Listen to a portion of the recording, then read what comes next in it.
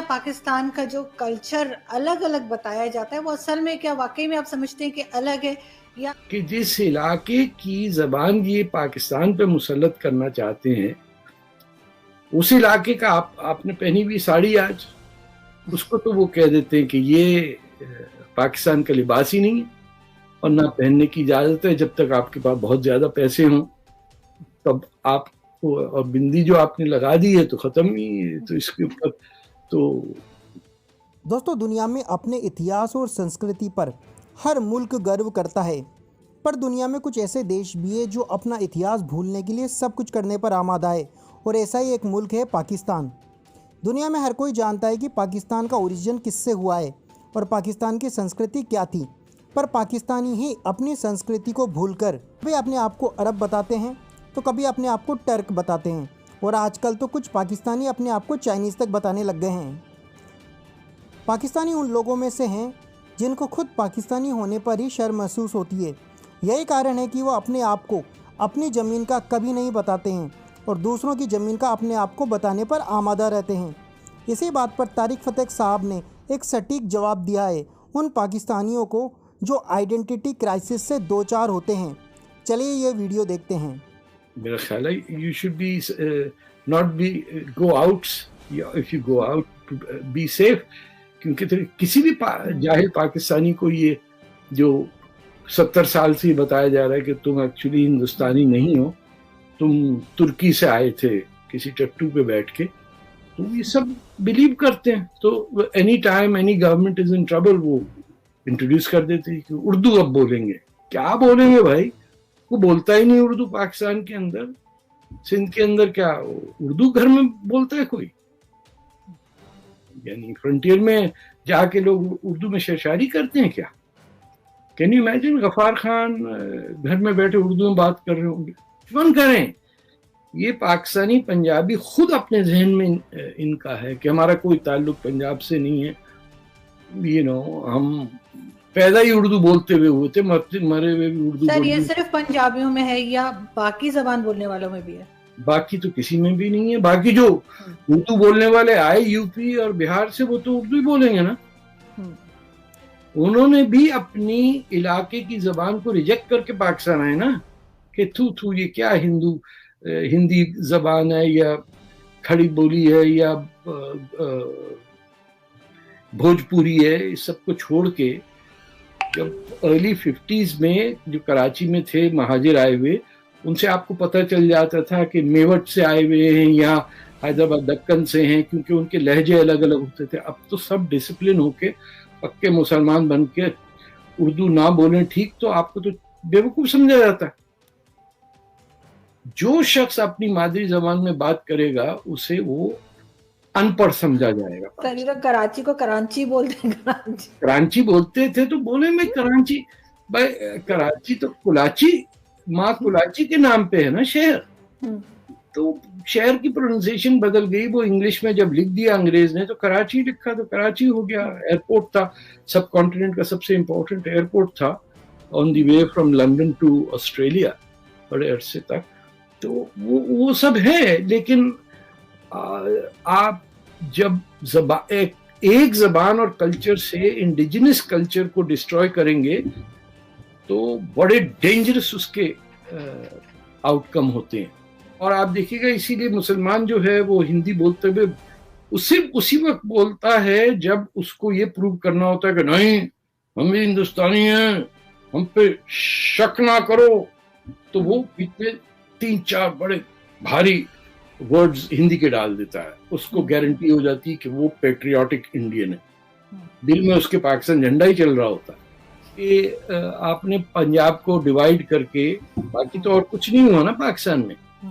अब हमारे तो यही है कि पंजाब को डिवाइड किया, बाकी प्रोविंसेस ने तो पाकिस्तान मांगा भी नहीं था।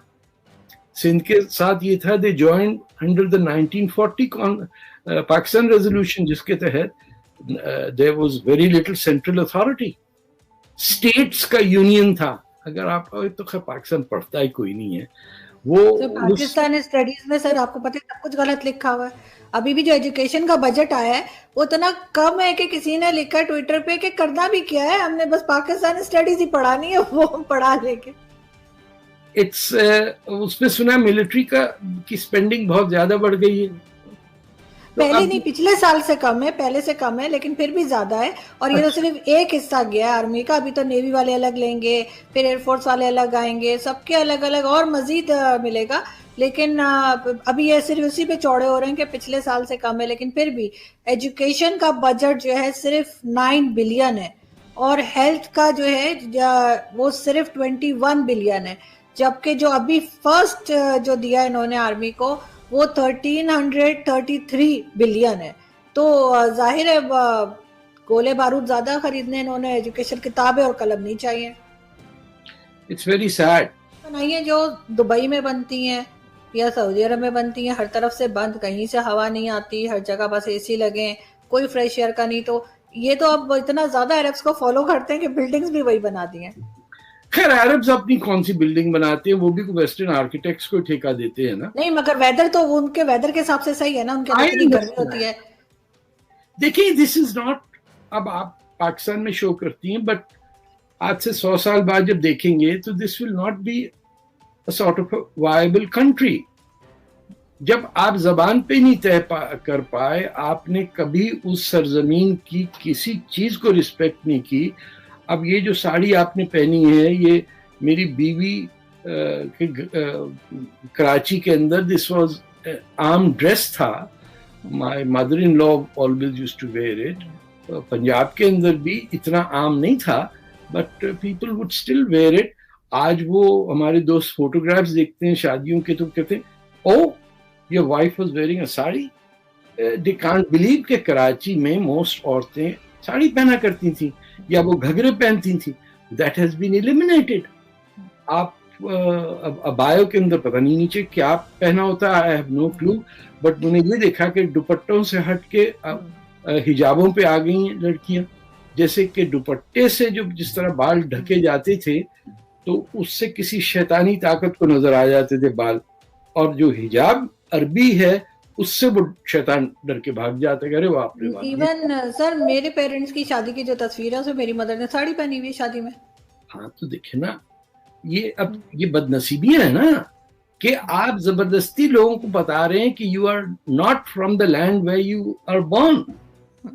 ये कितनी अजीब बात है। कोई श्रीलंकन कह सकता है अपने बच्चे को कि तू श्रीलंकन नहीं है, या कोई आप सोचिए जावा के अंदर बैठा हुआ कह रहा है नहीं भाई तू जावा से नहीं है, तू सोमालिया से है।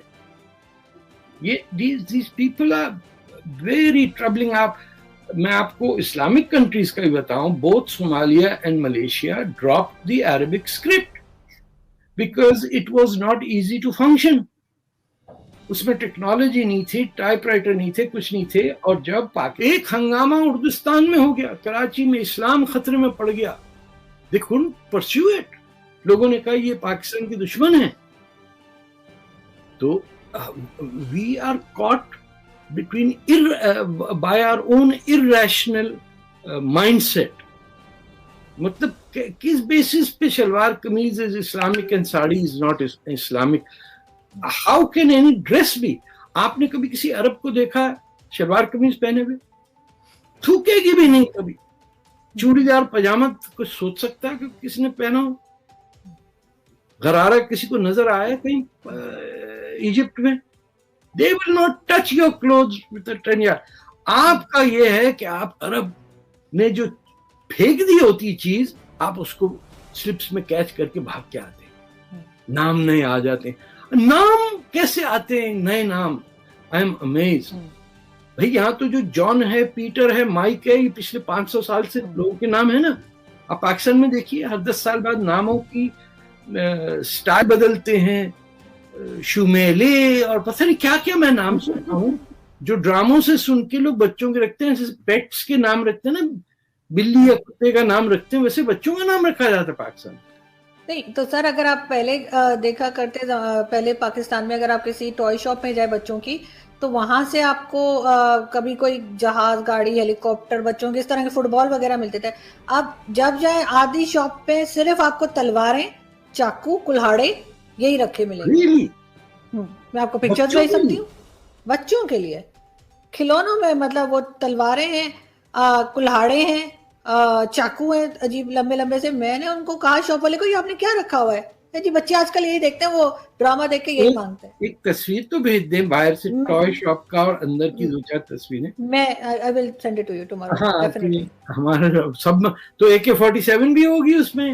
हाँ, गन भी है, गन भी है, गन्स है, चाकू है, तलवारें हैं, और इसी तरह की कुल्हाड़े भी हैं। वो ऊपर से ऐसे नहीं करके होते कुल्हाड़े टाइप भी के, है, भाले भी हैं क्या? ओह माय हाँ गॉड। इसी तरह की चीजें बच्चों के लिए रखी, छोटे प्राइमरी स्कूल के बच्चों के लिए। शुरू से ही गला काटने में ट्रेनिंग हो जाती है।